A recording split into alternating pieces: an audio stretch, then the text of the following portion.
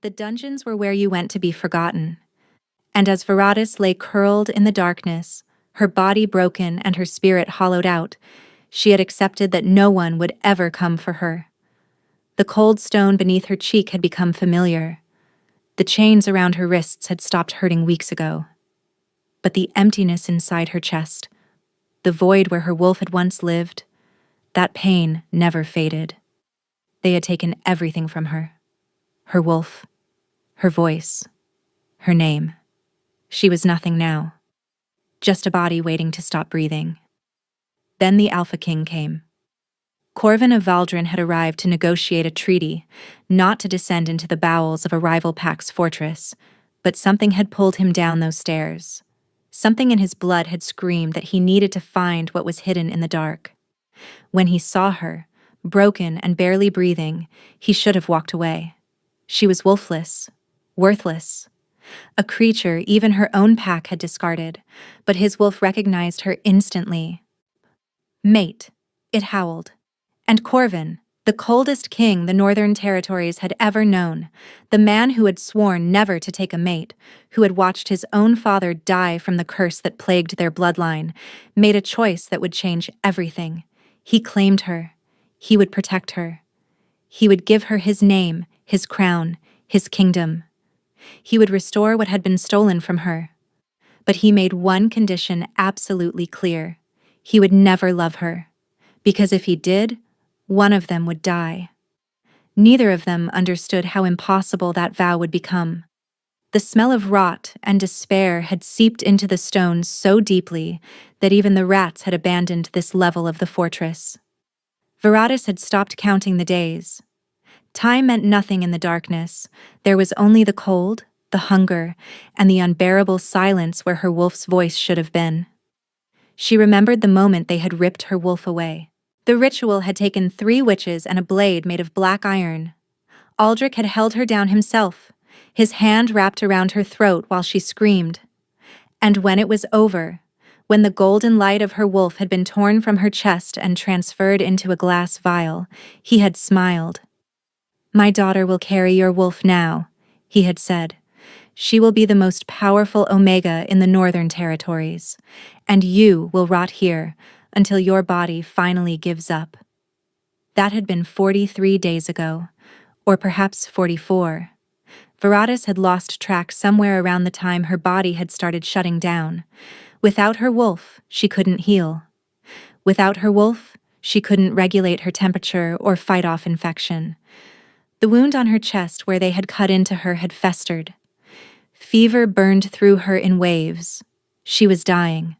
And the worst part was, no one cared. Her own pack had watched her be dragged to the dungeons. Her own mother had turned away. Aldrich had made sure everyone knew what she was now. A hollow, a shell, a thing without a soul. He had told them she deserved it, that she had murdered Orin in cold blood, and that the theft of her wolf was justice. Orin. The name still made her heart ache.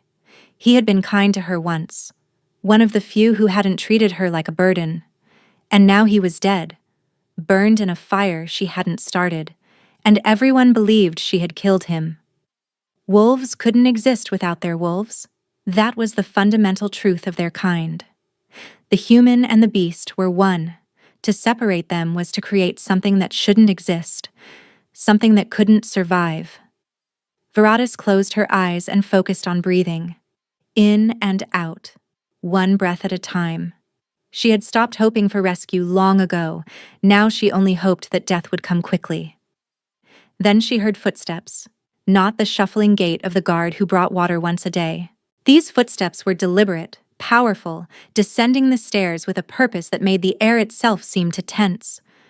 Veratus didn't bother lifting her head. Another visitor come to gawk at the hollow girl? It didn't matter. Nothing mattered. But then the footsteps stopped directly outside her cell, and she felt something she hadn't felt in 43 days. Power. It rolled through the bars like a living thing, pressing against her skin, filling the small space until she could barely breathe. This wasn't the dominance of an ordinary alpha. This was something ancient, something bred from bloodlines so pure they were more myth than reality. Against her will, Veratis opened her eyes. A man stood in the corridor, backlit by torchlight. Tall. Impossibly tall. His hair was dark as a moonless night, falling past his shoulders in waves that seemed to absorb the flickering light. His jaw was sharp, his cheekbones brutal, his mouth a hard line that looked like it had never curved into a smile. But his eyes were the pale silver of winter frost, and they were fixed on her with an intensity that made her damaged heart stutter. "Who put her here?" His voice was quiet, but something in its depths promised violence. Behind him, a nervous guard stammered, "Your Majesty, she is no one. A hollow. Her own alpha condemned her for murder. She is not worthy of your attention." The man, the king, Veratis realized with distant shock, did not look away from her. His nostrils flared slightly and something shifted in his expression. Something that looked like recognition. Something that looked like rage. "Open this cell," he commanded. "Your Majesty, I cannot. Alpha Aldrich has forbidden—" "I am Corvin of Valdrin." The words cut through the air like a blade. "I am the Alpha King of the Northern Territories, and I do not recognize Aldrich's authority over anything. Open this cell." The guard's hand shook as he fumbled with the keys. Veratis watched through fever-blurred vision as the bars swung open. She watched as the Alpha King stepped inside, his massive frame filling the tiny space. She watched as he crouched before her, bringing his face level with hers. Up close, he was even more terrifying. Cold radiated from him like he carried winter in his bones. His presence was overwhelming, suffocating, and yet his hand, when it touched her cheek, was gentle. "What did they do to you?" he murmured. Veratis tried to speak, but her voice had withered from weeks of disuse. She could only stare at him, this impossible king who had descended into the darkness to find her. His thumb traced the edge of her jaw. His silver eyes roamed her face, cataloging every bruise, every hollow, and every sign of her deterioration. And then his gaze dropped to her chest, to the bandaged wound that marked where her wolf had been torn away. His entire body went rigid. "They took your wolf," he said, and now his voice was ice and fury combined. "They severed your bond." Veratis managed a tiny nod. For a long moment, the Alpha King didn't move. He simply stared at the evidence of what had been done to her. And the temperature in the cell dropped so sharply that her breath fogged in the air. Then he looked up, and she saw something in his eyes that she didn't understand. "Mine," he breathed. Before Veratis could process the word, he had gathered her into his arms. She was too weak to resist, too confused to comprehend. He lifted her as if she weighed nothing, cradling her against his chest despite the filth and blood that covered her. "Your Majesty." The guard had gone pale. "You cannot simply take her. She belongs to Alpha Aldrich. The negotiations are over." Corvin's voice echoed through the dungeon, cold and final. "Tell Aldrich that I am taking what is mine. Tell him that if he wishes to challenge me for her, I will be waiting." He carried her up the stairs, through corridors that grew warmer and brighter with each step. Servants gasped and scattered. Warriors stopped and stared. But no one dared block the path of the Alpha King. When they emerged into the great hall, Aldrich was already waiting. He stood near the massive fireplace, surrounded by his council, his expression a mask of barely contained fury. Beside him stood a young woman with golden hair and bright amber eyes that should have been dark brown, eyes that now held the glow of a wolf that didn't belong to her. Veratis saw her sister Milas wearing her wolf, and something inside her shattered. "Corvin." Aldrich's voice was carefully controlled. "I see you found my prisoner. I apologize that you had to witness our internal matters. If you return her to me, we can continue discussing the trade agreements." The Alpha King stopped in the center of the hall.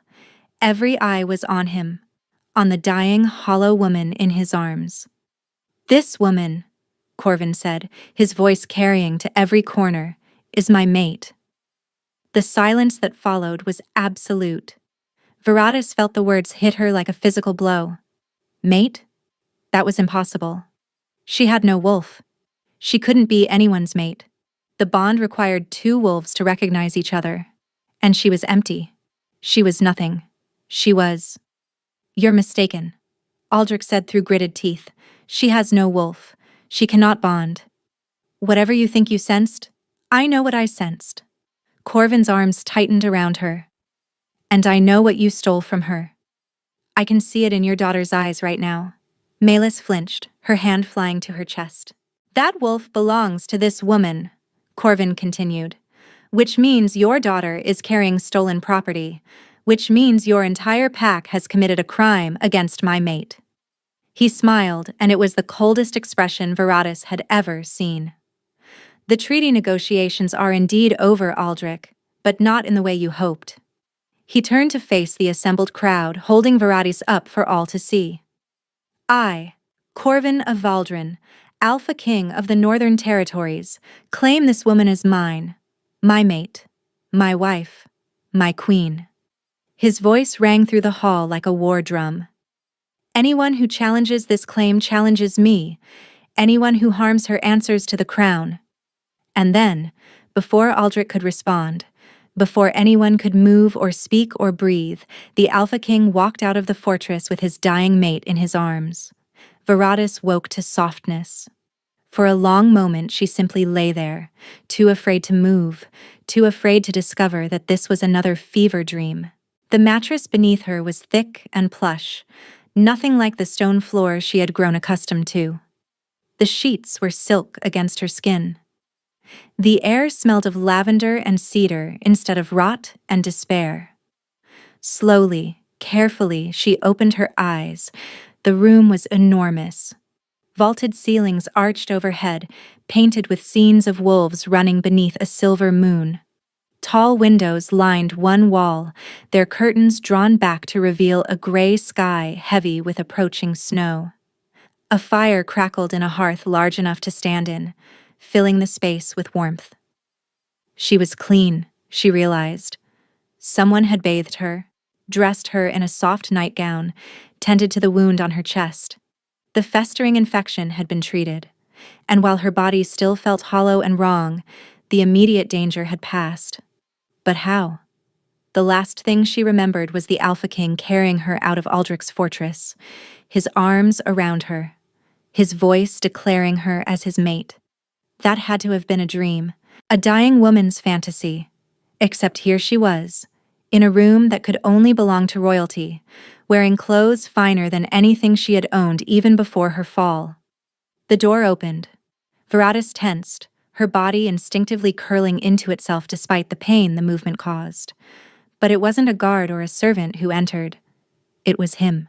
The Alpha King looked different in daylight, less like a vengeful god and more like a man, though no less dangerous for it. He had changed from his traveling clothes into a simple black shirt and dark trousers, but the power radiating from him was unchanged. His silver eyes swept over her, assessing, cataloging. "You're awake," he said. Veratis nodded, still unable to find her voice. He crossed the room and sat in a chair near the fire, close enough to speak comfortably, but far enough to not crowd her. She noticed he moved carefully, deliberately, as if he understood that a trapped animal would bite if cornered. "The healers say you'll live," he said. "The infection is clearing. Your body is starting to stabilize." Veratis lifted a hand to her chest, pressing against the bandages there. The emptiness inside her yawned like a wound that would never heal.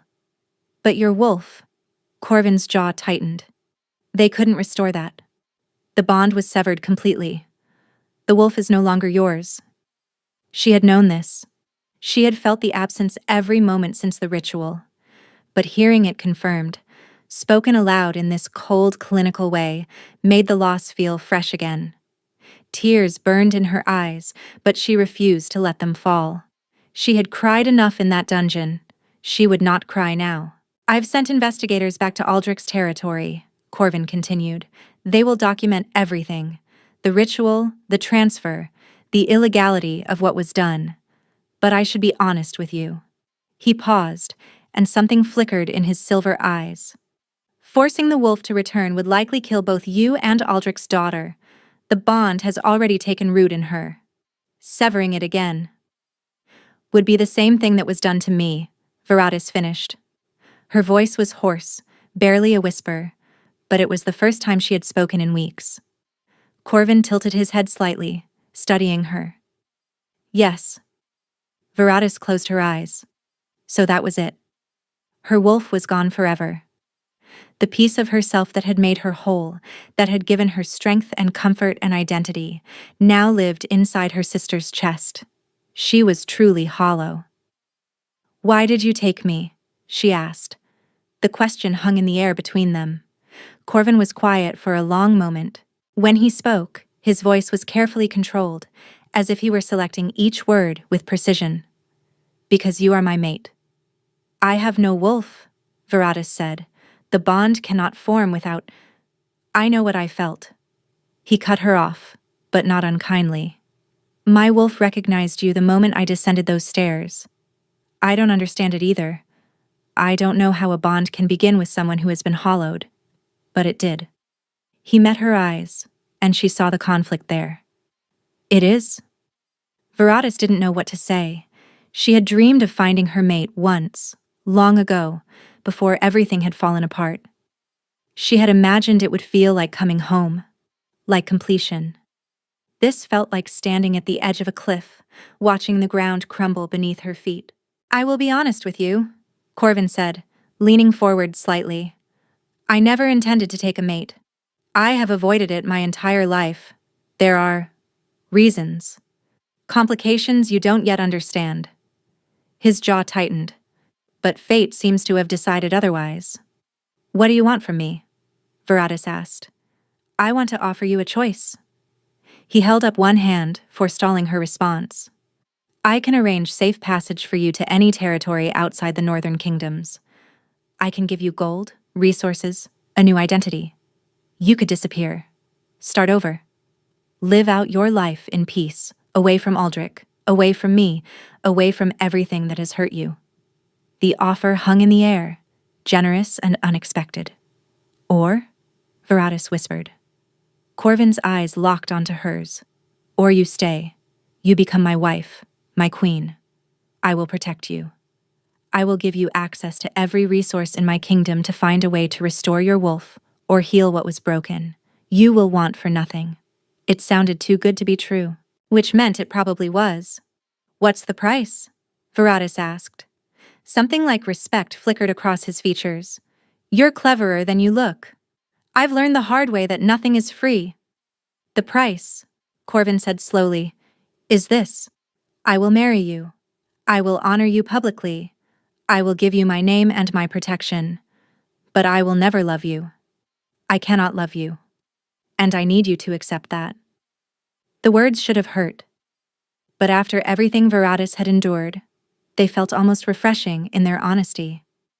"Why?" she asked. For the first time, the Alpha King looked away. He stared into the fire, and the flames reflected in his silver eyes like tiny orange suns. "There is a curse on my bloodline," he said quietly. "Every king of Valdrin who has completed a mate bond has died within the year. My father, his father, every generation back to the beginning. The bond itself is poison to us." He looked back at her, and she saw the weight of centuries in his gaze. "If I love you, if I allow the bond to fully form, I will die, and you will be left a widow before you've even begun to heal." Veratis stared at him. A curse, a death sentence, and he had claimed her anyway. "Why not just leave me in that dungeon?" she asked. "Why risk everything for a woman you can never truly have?" Corvin's expression shifted, something vulnerable flashing beneath the ice before he locked it away. "Because my wolf wouldn't let me," he said simply. "Because when I saw you lying there, broken and abandoned, something in me roared that I had to save you, even if saving you destroys me." He stood, turning toward the door. "I told you it was a complication." At the door, he paused. "You don't have to decide now," he said, without turning around. Take time to heal. Consider your options. But know this, Varadis. He spoke her name for the first time, and it sent an inexplicable shiver down her spine. Whatever you decide, I will honor it. You have been stripped of your choices for too long. I will not be another person who takes them from you. Then he was gone, and Varadis was left alone with the impossible weight of everything he had offered. Safety, protection, a crown, but never love. She thought of Aldrich's cruelty, of her mother's turned back, of her sister wearing her wolf like a stolen crown. She thought of the dungeon, the darkness, the slow surrender to death. And she thought of the Alpha King, cold and cursed, and somehow still gentle, offering her everything except the one thing that mattered most. Cold over cruelty, she thought. Perhaps that was the best she could hope for. 3 days had passed since Varadis woke in the palace of Valdren. 3 days of healing, of eating meals richer than anything she had tasted in years, of being tended by servants whose hands were careful and whose eyes held no contempt. 3 days of luxury so foreign that she kept expecting to wake up back in the dungeon. But every morning she opened her eyes to silk sheets and crackling fires and the knowledge that she was safe. Or as safe as anyone could be in the den of the Alpha King. Today was different. Today, there would be a formal ceremony, the signing of the marriage contract, witnessed by members of the court and, more disturbingly, representatives from Aldrich's pack. Corvin had explained that tradition demanded it. A mating claim made in enemy territory had to be formalized within 7 days, or it could be legally challenged. Varadis stood before a mirror in her chambers, staring at a woman she barely recognized. The servants had dressed her in a gown of deep midnight blue, the color of the Valdren royal house. Silver embroidery traced patterns of wolves and moons along the bodice, and her dark hair had been swept up and secured with pins that glittered like stars. She looked like a queen. She felt like a fraud. "You look beautiful," a soft voice said from the doorway. Varadis turned to find an elderly woman watching her with knowing eyes. She was small and weathered, with silver hair braided down her back, and hands that bore the calluses of someone who had worked their entire life. "I am Nathara," the woman said, stepping inside and closing the door behind her. "The king's household manager. I've served 3 generations of Valdren kings." She moved closer, studying Varadis with an intensity that made her want to fidget. "You're not what I expected." "What did you expect?" Varadis asked. "Someone harder." Nathara circled her slowly, adjusting a fold of fabric here, smoothing a strand of hair there. "Someone who had survived what you have would usually have walls higher than the castles. But you—" She paused in front of Varadis, meeting her eyes. "You still have softness in you. Guard that carefully, child. Not everyone in this court will appreciate it." Before Varadis could respond, the door opened again, and a guard announced that the king was ready for her. The walk to the great hall felt endless. Servants lined the corridors, bowing as she passed. Nobles gathered in clusters, their whispers following her like shadows. She heard fragments of their conversations, hollow, wolfless. How can she be queen? And forced herself to keep walking. The great hall of Valdren was nothing like Aldrich's fortress. Where his had been dark and oppressive, this space soared with light. Massive windows lined the walls, their glass etched with ancient symbols. Tapestries depicted the history of the kingdom, wolves and kings and battles won. And at the far end, on a raised dais, stood the Alpha King. Corvin wore black, as he always seemed to. But today, his clothing bore silver embroidery that matched her own, a subtle statement of unity. His dark hair was pulled back from his face, emphasizing the sharp angles of his features and the coldness of his eyes. Those eyes found her the moment she entered. Varadis felt the weight of his gaze like a physical touch as she walked down the center aisle. The assembled nobles parted before her, their faces a mix of curiosity, contempt, and calculation. She kept her chin high and her expression neutral, even as her heart pounded against her ribs. She would not give them the satisfaction of seeing her fear. At the base of the dais, she stopped and curtsied. "Rise," Corvin said, extending his hand. She took it, and despite everything, she still marveled at the coldness of his skin. It was like touching winter itself. He guided her up the steps to stand beside him, and together they turned to face the crowd. A man in ceremonial robes stepped forward, the kingdom's official witness, Veratus assumed. He carried a scroll that had to be the marriage contract. "We are gathered to witness the formal bonding of Corvin of Valdrin, Alpha King of the Northern Territories, and Veratus of—" The man hesitated, clearly uncertain how to identify her. "Simply Veratus," Corvin said smoothly. "She has renounced her former pack." A murmur rippled through the crowd. To renounce one's pack was a significant act, usually reserved for those who had been deeply wronged. The ceremony continued. The witness read the terms of the contract. Protection, provision, heirs, all the expected components. Veratus listened carefully, but one clause in particular made her heart stutter. "The Queen shall receive full authority to pursue the restoration of her stolen birthright," the witness read, "with all resources of the crown at her disposal." Veratus looked at Corvin sharply. He hadn't mentioned this. His expression remained neutral, but she caught the slightest softening around his eyes. A gift, she realized. He was giving her official backing to try to reclaim her wolf. "Is this agreeable?" the witness asked. "Yes," Veratus said, her voice stronger than she expected. "It is agreeable." Corvin's hand tightened briefly around hers, a gesture so small that no one else would have noticed. The signing itself was simple. A quill, a piece of parchment, 2 names written in ink that seemed to glow faintly before settling into the paper. Magic, Veratus realized. The contract was binding in more than just the legal sense.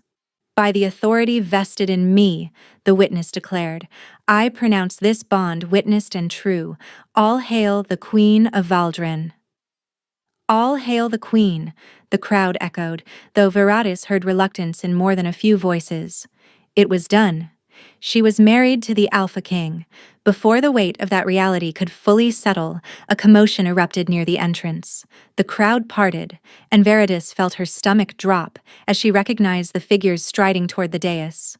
Aldrich, her former Alpha, walked with the arrogance of someone who believed himself untouchable.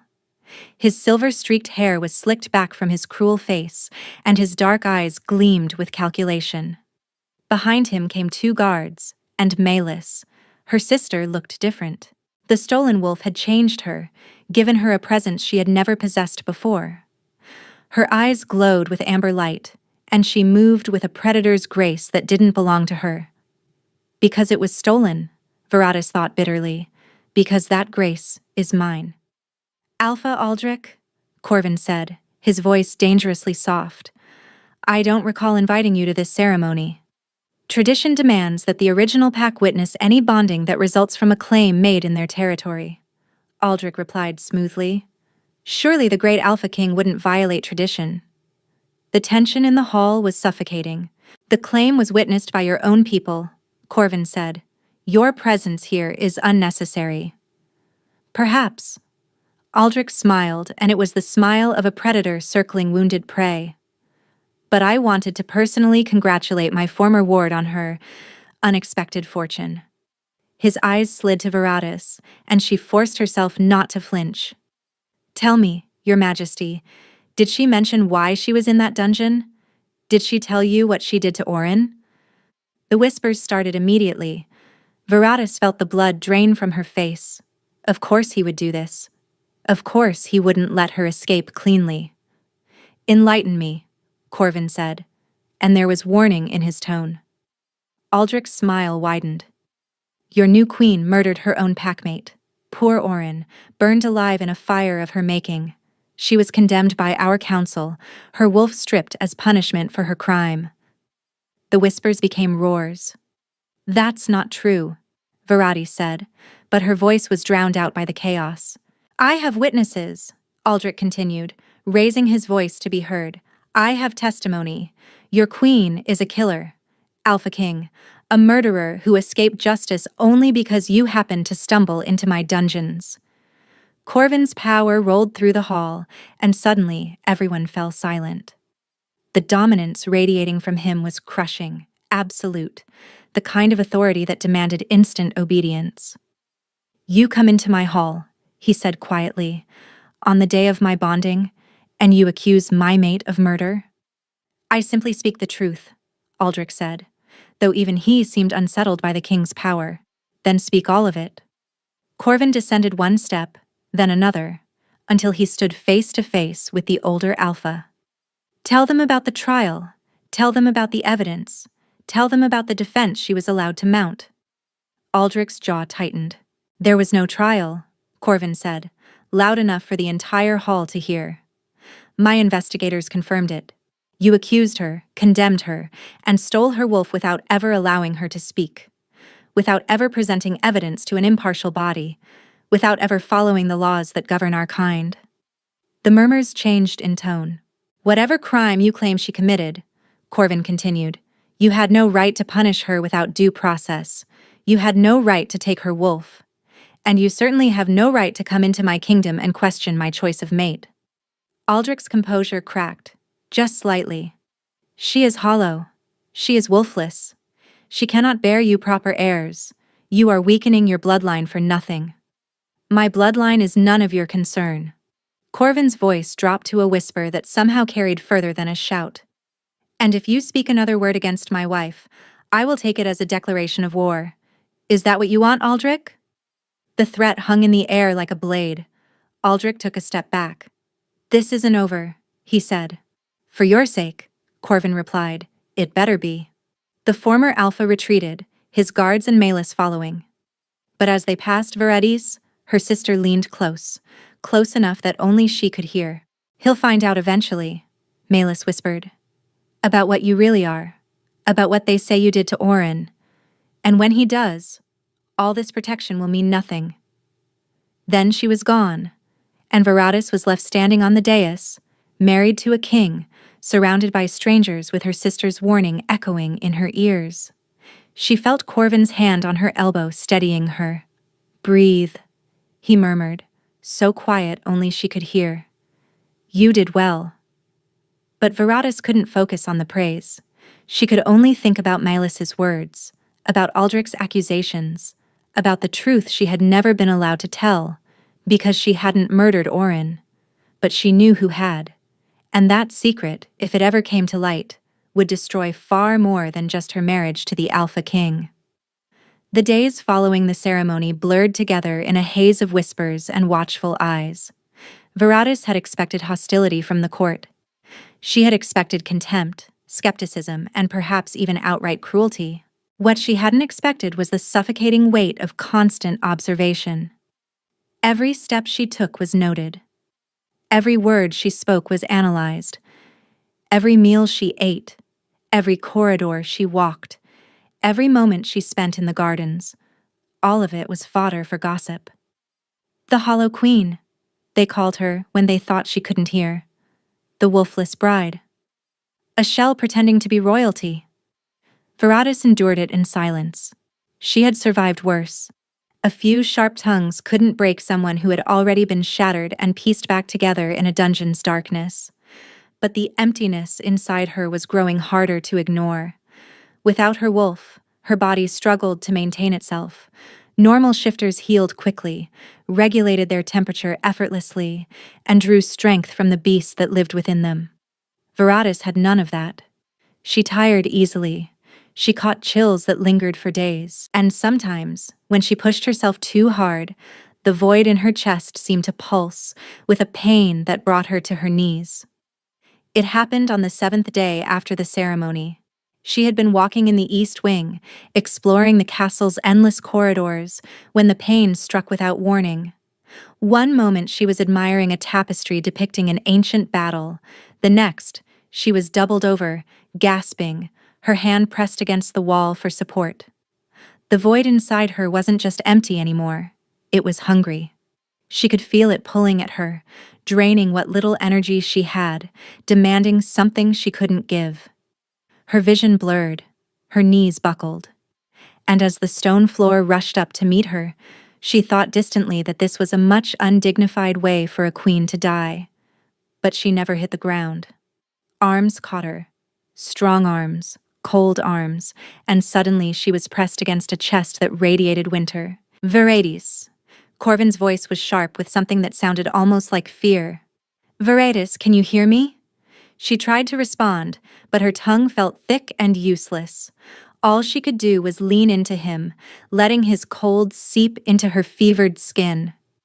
He didn't wait for an answer. He lifted her easily, cradling her against him the same way he had in Aldrich's dungeon, and began walking with long, urgent strides. Someone fetch the healers, he commanded. Now. Veradis drifted in and out of awareness. She caught glimpses of concerned faces, heard fragments of hurried conversations, felt herself being laid down on something soft. Hands touched her, examining, prodding, and voices murmured words like deteriorating and unsustainable, and, without her wolf, she simply cannot. Then Corvin's voice cut through the chaos, cold and commanding. Leave us. Footsteps retreated. A door closed. And suddenly there was silence. Veradis forced her eyes open. Corvin sat in a chair beside her bed, his elbows on his knees, his hands clasped together, his silver eyes fixed on her face with an intensity that made her breath catch. The healers say your body is failing, he said quietly. Without a wolf to sustain you, you're essentially fading, like a candle running out of wax. Veradis closed her eyes. She had known this, on some level, had felt the truth of it every time she woke more tired than when she'd gone to sleep. How long? She asked. Months, perhaps a year if we're careful. His jaw tightened. But there may be another option. She looked at him. A partial bond, he said. Not a full mating bond. That would trigger the curse. But there are older rituals, blood bonds that can share strength between two wolves without completing the mate connection. He paused. If I gave you access to my wolf's energy, it might stabilize you. Keep you alive long enough to find a real solution. Veradis stared at him. You would do that? Share your wolf with me? You are my wife. The words were matter of fact, but something flickered beneath them. Your death would be inconvenient. Despite everything, Veradis felt her lips twitch toward a smile. Inconvenient? Corvin's expression didn't change, but she could have sworn she saw a hint of warmth in his eyes. Extremely. The ritual was performed that night. Nithara oversaw it, her weathered hands steady as she guided them through the ancient words. Veradis and Corvin sat facing each other, their palms pressed together, as the old woman drew symbols on their skin with ink that smelled of ash and moonlight. When the final word was spoken, Veradis felt it. Power surged through their joined hands, not her own, not quite, but something adjacent to it. She gasped as Corvin's wolf reached out to her across the bond, not claiming, not possessing, and simply offering. Energy flowed into the void inside her, not filling it, but surrounding it, holding it stable like a dam holding back a flood. The hunger receded. For the first time in weeks, Veradis took a breath that didn't hurt. It worked, she whispered. Corvin's hands were still pressed against hers. His skin was cold, as always, but now she could feel something else beneath it. A pulse of power. A connection that hummed between them like a plucked string. It worked, he agreed. His voice was rough. They stayed like that for a long moment, hands joined, breathing synchronized, the bond between them thrumming with shared energy. It was the most intimate Veradis had ever felt with another person, and they hadn't even moved. Finally, Corvin pulled back. You should rest, he said, standing abruptly. The bond will need time to stabilize. Corvin. He paused at the door, not turning. Thank you, Veradis said softly. You didn't have to do this. You could have let me fade, found another mate, one who wasn't broken. For a long moment, he didn't respond. Then, so quietly she almost missed it. You're not broken, Veradis. You're surviving. There's a difference. The door closed behind him, and Veratis was left alone with the warmth of his words and the strange, tentative hope blooming in her chest. The blood bond changed everything.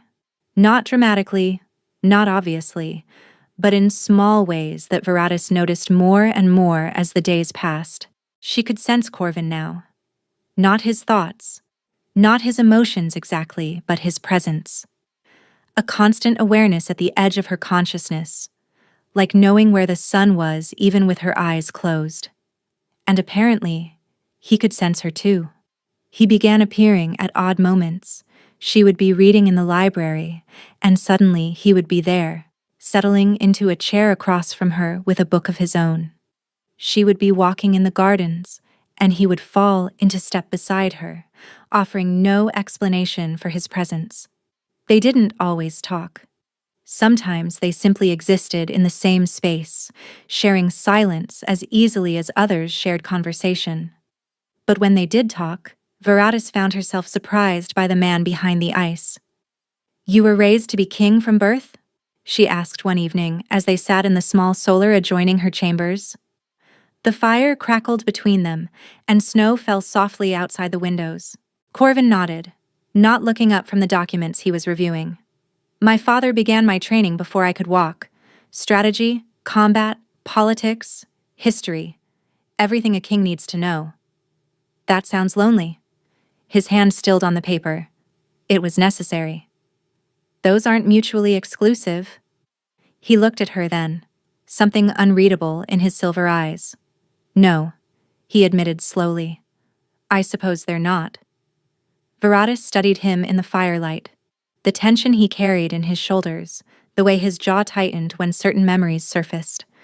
She wondered how long it had been since anyone had simply sat with him, not as a subject before a king, but as a companion beside a man. "Tell me about your mother," she said gently. The question seemed to catch him off guard. For a moment she thought he wouldn't answer.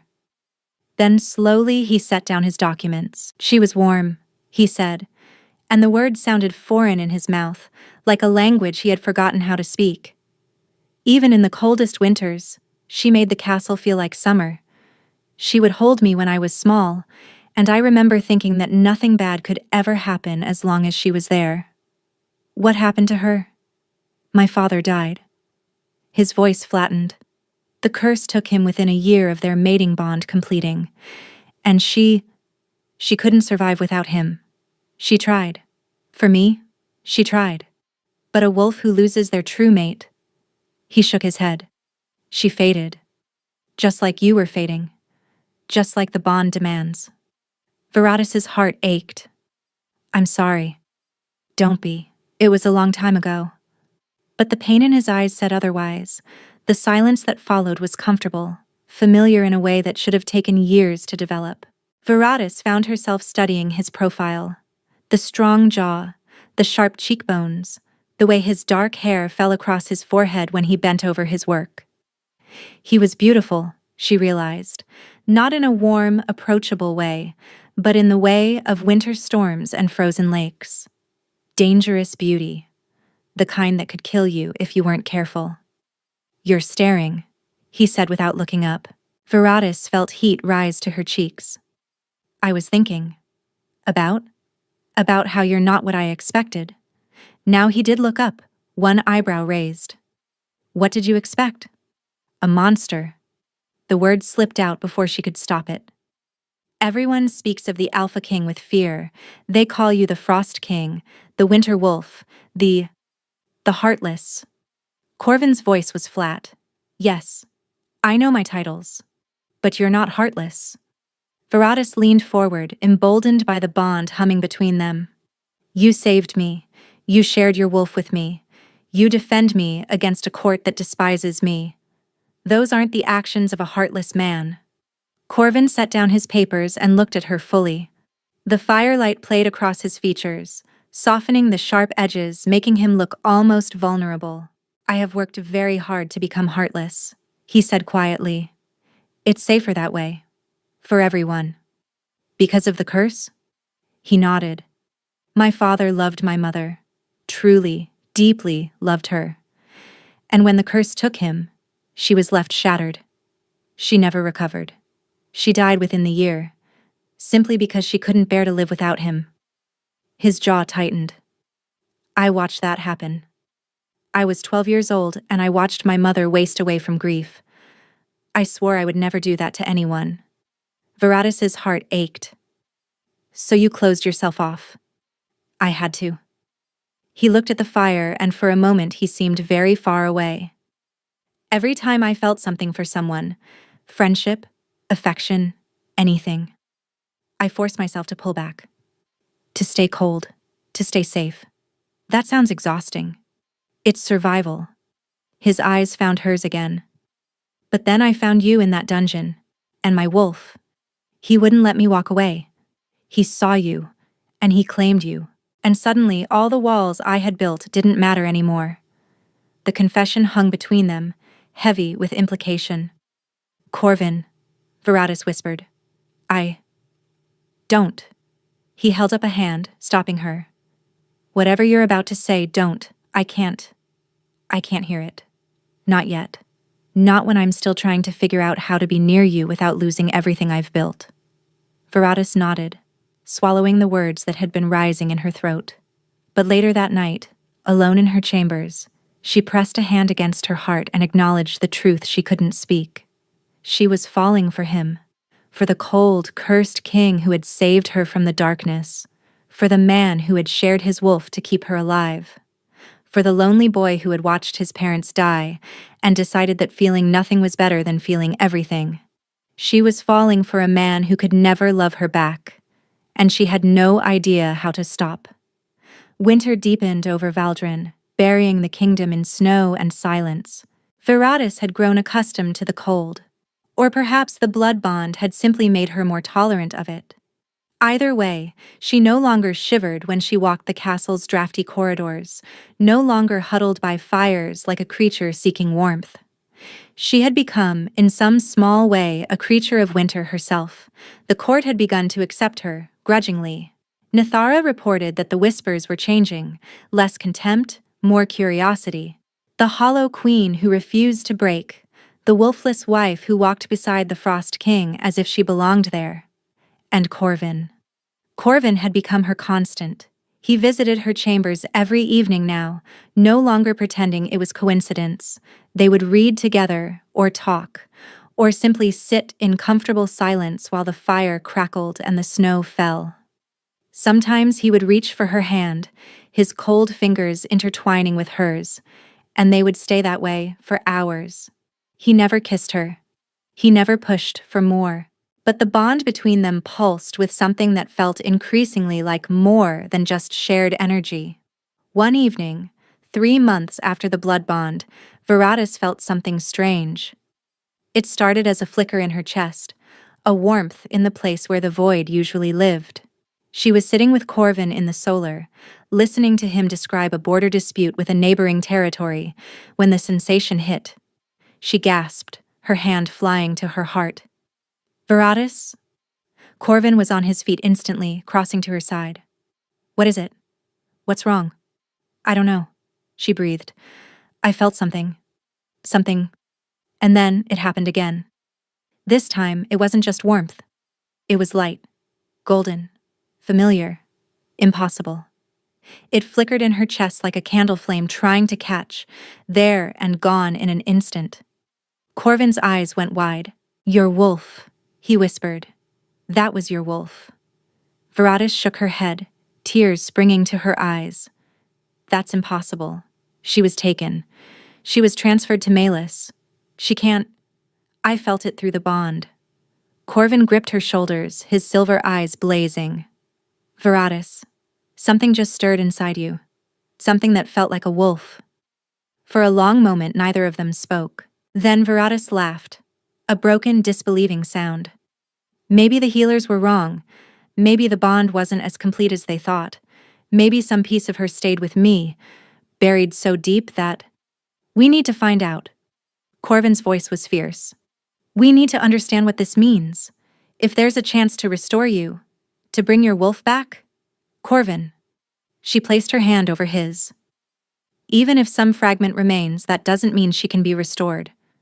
The bond was severed. The transfer was complete. Whatever flickered just now might be nothing more than an echo. Then we'll find a way to make the echo louder. He pulled her into his arms suddenly, holding her against his chest.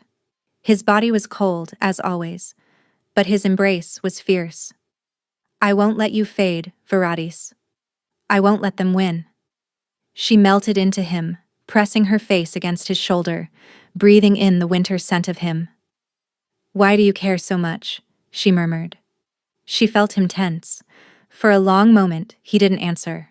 Then, so quietly she almost missed it. I don't know. I only know that I do. They stood like that for a long time, wrapped in each other, the fire crackling and the snow falling and the impossible hope flickering between them. 2 weeks later, Viratis discovered she was pregnant. She had suspected for days, the nausea, the exhaustion, and the strange way her body seemed to be changing. But she hadn't dared to believe it until the healer confirmed it. Her weathered face creased with wonder. A child, the woman said. Despite everything, you've conceived a child. Viratis sat in stunned silence. A child, a life growing inside her. A piece of Corvin and a piece of herself, combined into something new. But she was wolfless. How could she carry a shifter child without a wolf to support the pregnancy? How could she give birth to a baby who would have a beast inside them when she had none? The blood bond, the healer said, as if reading her thoughts. The king's wolf is sustaining you both. The child will be strong, healthy. She paused. But the pregnancy will drain you more than a normal one would. You'll need rest, care. The king's continued support through the bond. Viratis nodded numbly. That evening, when Corvin arrived at her chambers, she didn't know how to tell him. He seemed to sense something was different. His silver eyes swept over her, cataloging every detail, and a crease formed between his brows. What is it? He asked. Viratis took a breath. I'm pregnant. The words hung in the air between them. Corvin went completely still. For a long, terrible moment his face showed nothing at all, that perfect icy mask he wore so well. Then the mask cracked. Joy. That was what she saw flooding his features.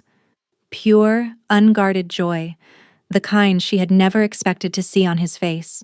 He crossed the room in 2 strides and fell to his knees before her, his hands reaching for her stomach with something like reverence. A child, he breathed. Our child. Tears spilled down Viratis's cheeks. You're not angry? Angry? He looked up at her, genuinely confused. Why would I be angry? Because this wasn't supposed to happen. Because you never wanted... I never wanted to love, he corrected gently. But a child. Viratis. I've dreamed of having a family. I just never believed I could have one. Not with the curse. Not with everything. His hands trembled against her stomach, and she realized with shock that the Alpha King, the Frost King, the Heartless, was crying.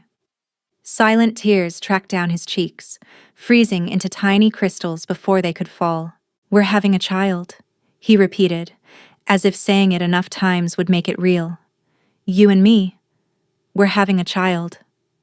Viratis threaded her fingers through his dark hair, pulling him close until his head rested against her belly. We're having a child, she confirmed. And for one perfect moment, surrounded by warmth and wonder and impossible hope, Viratis let herself believe that everything might be all right. She didn't know that across the kingdom, in a dark tower surrounded by ancient magic, a figure watched through a scrying mirror, their face twisted with fury. The Hollow Queen was supposed to die, the curse was supposed to remain unbroken, and now, everything was falling apart. The pregnancy changed everything between them. Where Corvin had once been careful to maintain distance, he now hovered. He appeared at her chambers every morning to escort her to breakfast.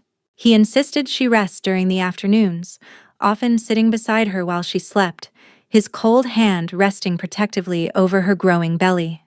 He dismissed any council meeting that ran too long, citing his duty to his queen.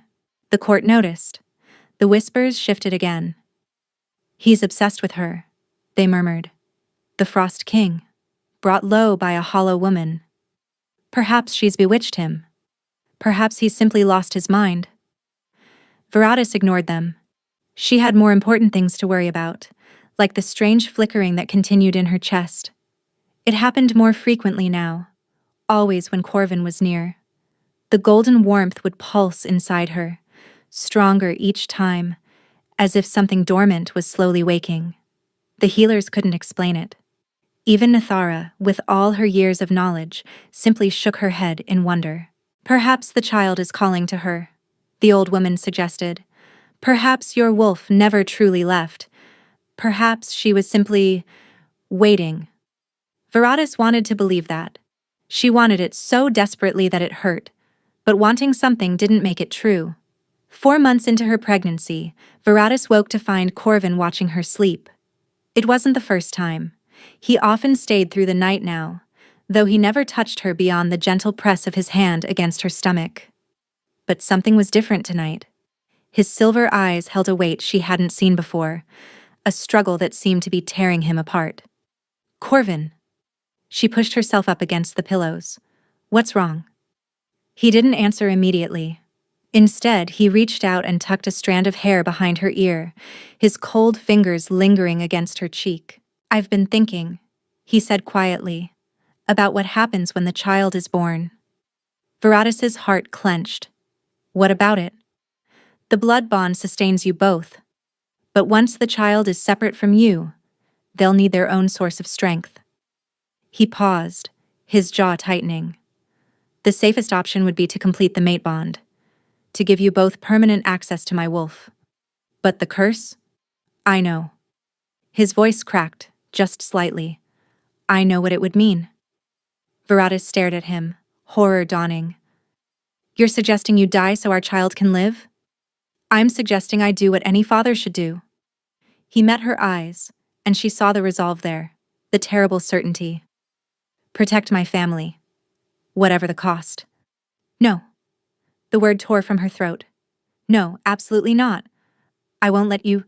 Veratis. I said no. She grabbed his face between her hands, forcing him to look at her. Listen to me, Corvin. I have already lost everything once. My wolf, my family, my identity. I lost it all, and I survived. But I cannot survive losing you. Do you understand? I cannot. Her voice broke, and suddenly she was crying, great heaving sobs that shook her entire body. Corvin pulled her into his arms, holding her as she wept. I'm sorry, he murmured against her hair. I'm sorry, I didn't mean to.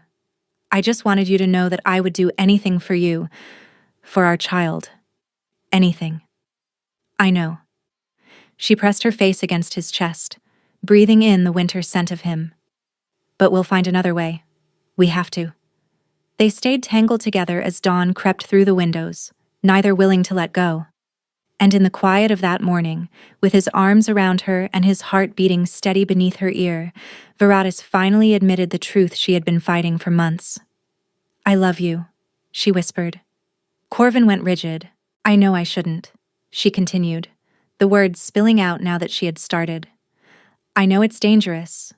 I know it could trigger the curse from my side too, but I can't help it. I love you, Corvin.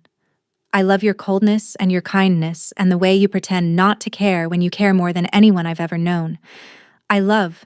Stop. His voice was strangled. Veratis, please stop. But she couldn't stop. The words had been building for too long, and now they poured from her like water from a broken dam. I love that you saved me when you didn't have to. I love that you shared your wolf with me. I love that you're willing to die for our child. I love you too. The confession burst from him like a wound tearing open, and then everything went wrong. Corvin gasped, his hand flying to his chest. His face, already pale, went white as snow. His silver eyes widened with shock and pain and terrible, terrible recognition. No, he breathed. No, not yet. I didn't mean to. Ice began spreading across his chest. Viratus watched in horror as frost crystallized over his heart, creeping outward like cracks in glass. His skin turned translucent, his veins visible beneath the surface, pulsing with a cold blue light. "Corvin!" She grabbed him as he swayed, lowering him to the bed. "No, please, no." "The curse," he managed, his voice already fading. "It's activated," I said. I said the words. "And now, stay with me." Tears streamed down her face. "Please, stay with me. We'll find a way. We'll break the curse. Just stay with me." His hand found hers, his grip weakening by the second. "I'm sorry," he whispered. "I tried so hard not to love you, but you made it impossible." His eyes fluttered closed. The frost spread further, covering his chest, creeping up his neck. And Viratus screamed. Guards came running. Healers were summoned. The castle erupted into chaos. But none of it mattered. None of them could stop what was happening. Corvin lay on the bed, barely breathing, his body slowly turning to ice. The curse had sunk its claws into him, and nothing, no medicine, no magic, no prayer, seemed able to slow its progress. "He has days at most," the head healer said grimly. "Perhaps hours. The curse is feeding on the bond, on his love for you." Viratus sat beside him, clutching his frozen hand, refusing to move. "There must be something," she whispered. "There must be a way to break it."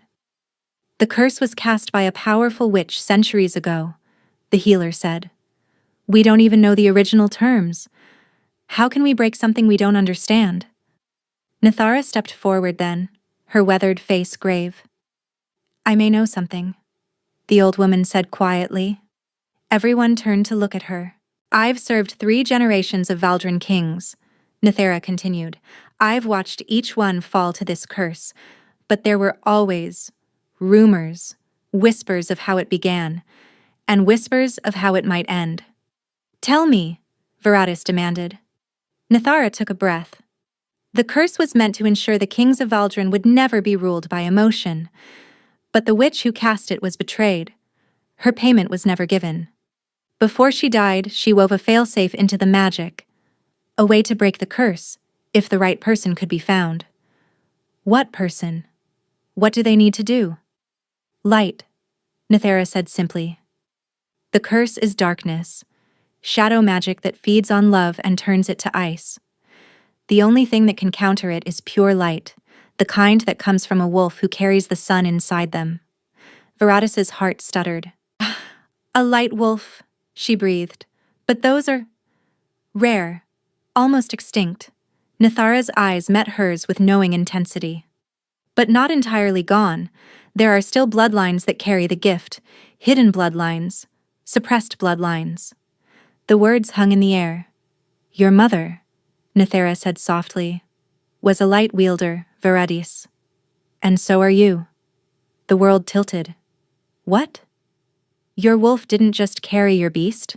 She carried your light, your inheritance from your mother's line. That's why Aldrich wanted her. Not for her strength, but for her magic." Nethera's voice hardened. "He transferred your wolf to his daughter because he wanted Malus to have the light. He wanted to use it for himself." Viratus couldn't breathe. All those years of being told she was worthless, being told her wolf was nothing special, being told she deserved her punishment. And all along, she had carried something precious, something Aldrich had stolen not out of cruelty, but out of greed. "If I had my wolf," she said slowly, "if I had my light, I could save Corvin?" "Yes," Nithara nodded. "But your wolf is inside Malus, and the transfer was complete. To reclaim her, you would need Malus to release her willingly. A forced extraction would kill you both." "Then I'll make her willing." Viratus stood, her hands trembling but her resolve absolute. "Viratus, you're pregnant," Nithara protested. "The journey to Aldrich's territory alone could—" "My husband is dying." She looked at Corvin's frozen form, at the man she loved turning slowly to ice. "Our child will have no father if I don't do this. So I'm going to do this, and nothing, nothing will stop me." She crossed to the bed and pressed a kiss to Corvin's frozen lips. "Wait for me," she whispered. "I'm going to save you. I promise." Then she turned and walked out of the room. The ride to Aldrich's territory took 3 days. Veratis pushed her horse hard, ignoring the exhaustion pulling at her body, ignoring the worried protests of the 2 guards Nithara had insisted accompany her. The blood bond with Corvin was weakening with every mile. She could feel his life force fading, feel the curse consuming him piece by piece. She had to hurry. Aldrich's fortress looked exactly as she remembered, dark, imposing, filled with shadows that seemed to watch her approach. But she was not the same broken girl who had been dragged from these gates in chains. She was a queen now, and she had come to reclaim what was hers. "Tell Aldrich that Veratis of Valdrin demands an audience," she said to the guards at the gate. "Tell him his former hollow has returned." The guards exchanged uncertain glances, but they let her pass. She found Aldrich in his great hall, seated on his carved wooden throne, looking exactly as she remembered. Cruel eyes, silver-streaked hair, the smug expression of a man who believed himself untouchable. "Well, well." He leaned forward, his lips curving into a smile. "The Hollow Queen returns. I heard your husband is dying. What a shame." "You know why I'm here," Veratis said flatly. "Do I?" Aldrich's eyes glittered with malice. "Perhaps you've come to beg forgiveness. Perhaps you've realized your place. Perhaps I've come for my wolf." The words silenced him. "I know what you did," Veratis continued, her voice steady despite her pounding heart. "I know why you really took her. Not as punishment, as theft. You wanted my light, my mother's gift. You transferred it to Melis so you could use her. Use her power for your own ends." Aldrich's expression flickered. "You don't know what you're talking about." "I know everything." She stepped closer, drawing on every ounce of courage she possessed. "I know you killed Orin when he discovered your plan. I know you framed me for his death to justify the transfer. I know you destroyed my life to cover your own crimes." "Lies," Aldrich snarled, rising from his throne. "Desperate lies from a desperate woman." "Then explain this." A new voice echoed through the hall. Veratis turned to see Melis standing in the doorway, her face pale, her amber eyes, Veratis's wolf's eyes, wide with shock. "I was listening," Melis said, her voice shaking. "I heard everything. Father, is it true? Did you kill Orin? Did you frame Veratis?" Aldrich's face contorted with rage. "Melis, this doesn't concern you. It concerns me more than anyone." Melis stepped into the hall, her hands clenched at her sides. "I'm carrying her wolf. I've been carrying stolen property inside my chest for years." Tears spilled down her cheeks. "All this time, I thought she was a murderer. I thought she deserved what happened. But you lied to me. You used me." "I did what was necessary," Aldrich snapped. "Your mother was weak. Your sister was pathetic. Someone had to make our family strong. By stealing. By murdering." Melis shook her head.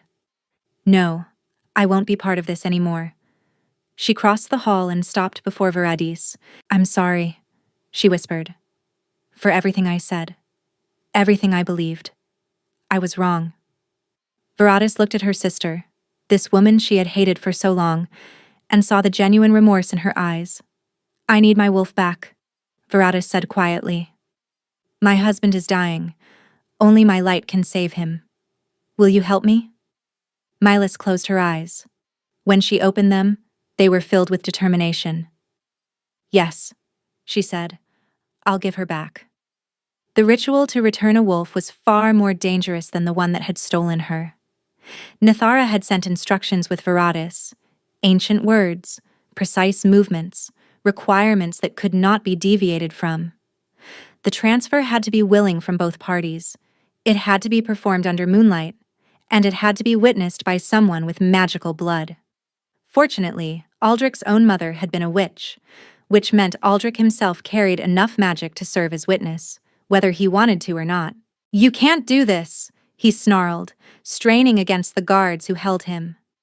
After Milas's betrayal, his own men had turned on him, disgusted by the truth of what their alpha had done. "You can't take what's rightfully mine." "She was never yours," Veratus said coldly, "and neither was I." The moon rose over the courtyard, silver light spilling across the stones. Veratus and Malus knelt facing each other, their hands clasped. The guards had formed a circle around them, torches flickering in the winter wind. "Are you ready?" Veratus asked. Malus nodded, though fear flickered in her borrowed amber eyes. "I've felt her stirring lately. Your wolf. She knows you're close. She's been trying to reach you." Veratus's heart clenched. All those flickers she had felt, the golden warmth pulsing in her chest, that had been her wolf, calling out across the distance that separated them. "I'm here now," she whispered. "I'm coming to bring you home." The ritual began. The words were ancient, heavy on the tongue, tasting of moonlight and magic. Veratus spoke them carefully, precisely, while Malus echoed them in counterpoint. The air between them began to shimmer. Pain bloomed in Veratus's chest, not the emptiness she had grown accustomed to, but a stretching, reaching sensation. Like something inside her was waking up, reaching out, and trying to reconnect with what had been lost. Malus gasped, her grip tightening on Veratus's hands. "I can feel her," she breathed. "She wants to go home. She wants—" Light erupted between them, golden, blinding, beautiful, the light of a sun wolf, the inheritance of Veratus's mother, the gift that had been stolen and hidden and suppressed for so long. Veratus felt her wolf slam back into her chest like a thunderbolt. The sensation was indescribable. One moment she was empty, hollow, half a person. The next, she was complete. Finally, blessedly, complete. Her wolf unfurled inside her, stretching after years of captivity, howling with joy at finally being home. And with her wolf came the light. It surged through Veratus's veins, illuminating her from within. She could feel it burning beneath her skin, blazing in her eyes, radiating from every pore, not destructive like fire, but purifying, healing, the light of dawn breaking after an endless night. When the glow faded, Veratus knelt in the courtyard, tears streaming down her face, her wolf singing inside her for the first time in years. She was whole again. Milas slumped forward, exhausted but unharmed. Her eyes had returned to their natural brown, and though she looked diminished somehow, she was breathing, alive, free of stolen property. "Thank you," Veratus whispered. Milas managed a weak smile. "Go save your king." Veratus didn't need to be told twice. She ran for her horse, her wolf lending her strength she hadn't felt in years. The guards scrambled to follow, but she was already gone, racing through the fortress gates, tearing across the frozen landscape toward Valdrin, toward Corvin. The bond between them had been fading for days. She had felt him slipping further and further away. But now, with her wolf restored, she could sense him clearly again. His life force was a guttering candle, barely clinging to existence. She had hours, maybe less. "Hold on," she whispered into the wind. "I'm coming." The ride back took 2 days.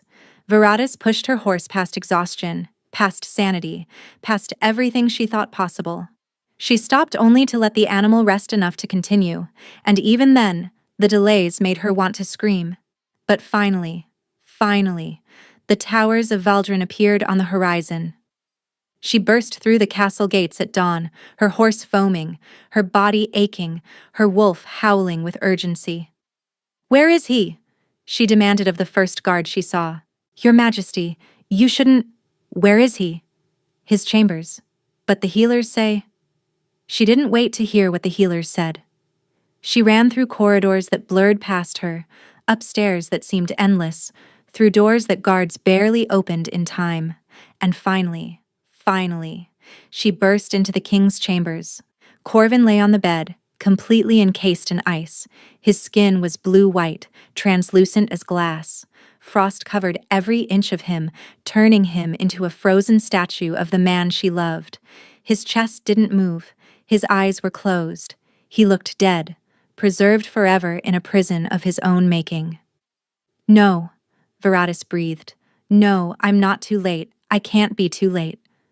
She crossed to the bed and pressed her hands against his frozen chest. The ice burned her palms, but she didn't care. She closed her eyes and reached for her wolf, for the light that blazed inside her, for the power that had been stolen and suppressed, and finally returned. Wake up, she commanded. Corvin, wake up. I didn't come all this way to lose you. The light answered. It surged from her hands in waves of golden radiance, pouring into Corvin's frozen body, attacking the darkness of the curse with everything she had. She could feel the shadow magic fighting back, clinging to him, and refusing to release its prey. But Veratis was stronger. She was a light wielder, daughter of a line that had carried the sun for generations. She was a queen who had crawled out of darkness and refused to break. She was a mother protecting her child's father, a wife saving her husband, a woman who had lost everything and still found the strength to hope. She was not going to lose him. Wake up, she screamed, pouring more light into him, more and more until her own body began to burn with the effort. The ice cracked. A single fissure appeared across his chest, then another, then another. The frost began to melt, running off his skin like water, evaporating into steam as her light touched it. And then, impossibly, beautifully, wonderfully, Corvin's eyes opened. Silver met gold. Corvin's eyes, unfrozen, alive, filled with wonder, stared up at Veratis as the last of the ice melted away. You're glowing, he whispered, his voice hoarse from disuse. Veratis laughed, a broken, joyful sound that was half sob. I got my wolf back. I got my light. I saved you. You saved me. He reached up, his hand no longer cold but warm, genuinely warm as it cupped her cheek. Veratis, you're whole. I'm whole, she confirmed, tears spilling down her face. And so are you. The curse. I think I broke it. I can't feel the darkness anymore. Corvin sat up slowly, testing his body, marveling at the warmth flowing through him. He pressed a hand to his chest, to the place where the curse had festered for so long. It's gone, he breathed. The shadow that lived inside me since I was born. It's completely gone. Veratis threw her arms around him, holding him as tight as she dared. I was so scared, she whispered. When I felt you fading, when I thought I might be too late, you weren't. He held her just as tightly. You came for me. You fought for me. He pulled back just enough to look at her face, and his expression was filled with something she had never seen there before. Warmth. Not the cold indifference he had cultivated for so long, not the careful control he had used to keep everyone at a distance. This was genuine, unguarded warmth, the kind that came from a heart finally free to feel. I love you, he said. I can say it now without fear. I love you, Veratis. I love your strength and your courage and the way you refused to let me die.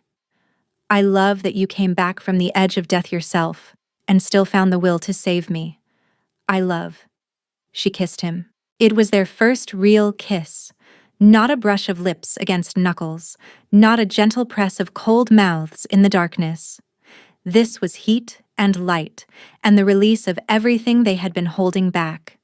When they finally broke apart, both breathless, Corvin rested his forehead against hers. The baby, he said suddenly, his hand flying to her stomach. Is the baby? Fine. Veratis placed her hand over his. Strong. I can feel her now. My wolf is supporting her the way yours was before. Her? Veratis smiled. A daughter. I'm certain of it. Corvin's eyes glistened. A daughter. A princess of Valdrin. Who will never know the curse, Veratis added. Your bloodline is free, Corvin.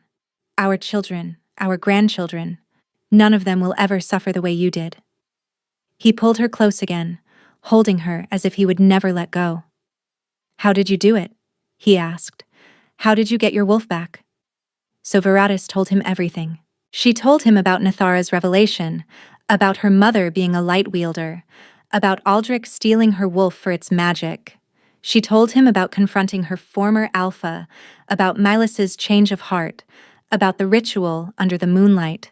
She told him about the desperate ride back to Valdren, about pouring her light into him until the curse shattered. By the time she finished, Corvin's expression had shifted from wonder to cold fury.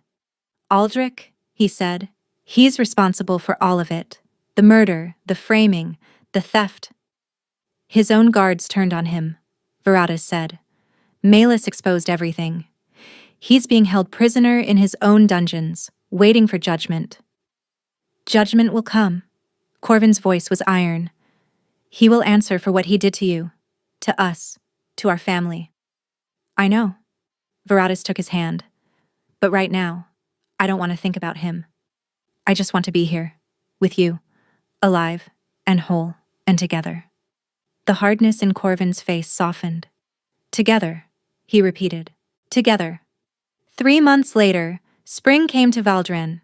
The snow melted, revealing green beneath, grass and flowers and new life pushing through the frozen ground. The kingdom celebrated their queen's miraculous recovery, their king's impossible survival, and the approaching birth of the royal heir. Aldrich's trial had been held in the Great Hall, witnessed by representatives from every pack in the Northern Territories. The evidence against him was overwhelming. Malus's testimony, the guards who had heard his confession, the ancient records that proved his mother's witchblood and his own magical capability. He was found guilty of murder, theft, conspiracy, and crimes against a royal mate. The sentence was death. Veratus didn't attend the execution. She had no desire to watch the man who had tormented her die. She only wanted to know that he could never hurt anyone again. Milas had returned to the Crane territory to help rebuild. She and Veratus exchanged letters now, tentative, awkward, but genuine. The wounds between them were deep, but they were beginning to heal. And then, on a warm spring afternoon, with sunlight streaming through the windows and flowers blooming in the gardens below, Veratus went into labor. Shifter pregnancies were shorter than human ones, 7 months from conception to birth. So the timing was right. Corvin stayed by her side through every moment. He held her hand through the contractions, whispered encouragement when she flagged, and caught their daughter when she finally emerged. Squalling, pink, and perfect. She's beautiful, he breathed, staring down at the tiny face. Veratus, she's absolutely beautiful. He placed the baby in Veratus's arms, and she looked down at her daughter for the first time. The child had her father's dark hair and her mother's golden eyes, the eyes of a light wolf, unmistakable and bright. She was small and perfect and everything Veratus had ever wanted. What should we call her? Corvin asked, settling beside them on the bed, his arm around Veratus's shoulders. Veratus considered. So much had been taken from her, but so much had also been given. She had found love in the most unlikely place. She had found family where she expected only coldness. She had found herself, her wolf, her light. Everything she thought was lost forever. Soleni, she said finally, it means sun, for the light that saved us both. Corvin smiled, a real smile, warm and unguarded, the kind she still marveled at seeing on his face. Solène, he repeated, Princess Solène of Valdren. I love it. They sat together in the golden afternoon light, watching their daughter sleep. I never thought I'd have this, Corvin said quietly. A wife, a child, a family. I spent my whole life preparing to die alone, convinced that love was something I could never afford. And now? Veratus asked. He turned to look at her. His silver eyes filled with more emotion than she had ever seen in them. And now I have everything, he said. Because of you. Because you refused to let me push you away. Because you came back from the dead and dragged me back with you. We saved each other, Veratus corrected softly. Corvin leaned in and kissed her, gently, tenderly, with all the love he had been forced to suppress for so long. We saved each other, he agreed. Outside, the sun continued to rise over Valdrin, bathing the kingdom in golden light. And in the queen's chambers, surrounded by warmth and love and the promise of a future free from curses, a new chapter began. Thank you for listening to this story. If you enjoyed it and want to hear more, let me know in the comments what you thought. I read every single one, and they mean more than you know.